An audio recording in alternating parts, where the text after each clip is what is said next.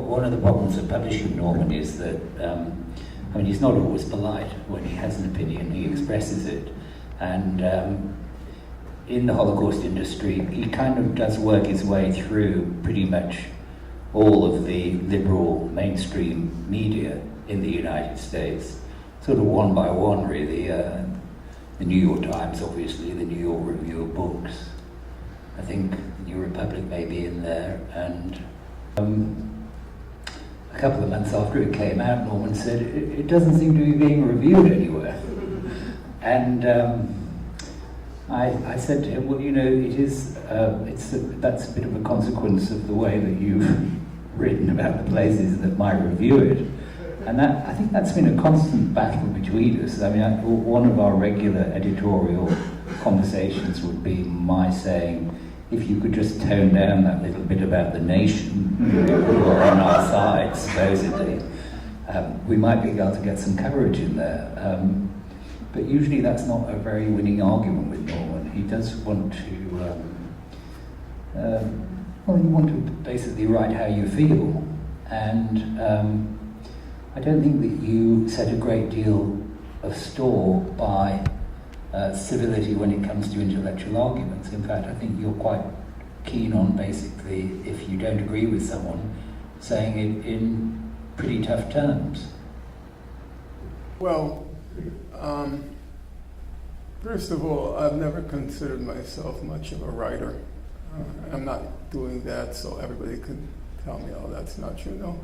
I'm not the kind of person who sits down in front of a typewriter and tries to ponder how to put some ideas in my head into prose, into winning prose. I'm not Philip Roth or someone, you know, Joyce Carol Oates or those kinds of characters.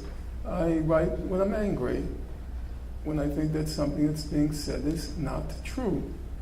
And it's not trivial things that are not true.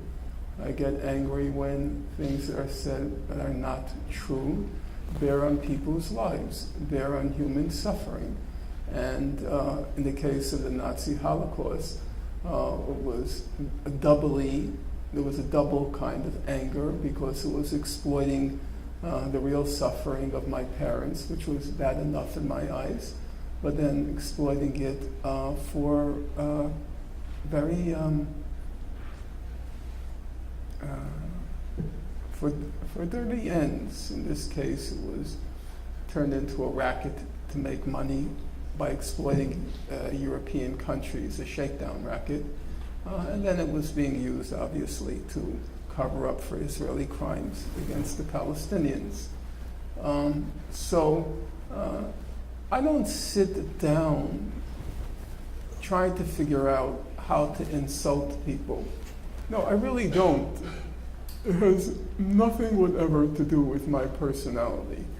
It's an anger and it's an indignation born of the fact that the people I'm writing about are using their resources to cause harm and real suffering for people in the world.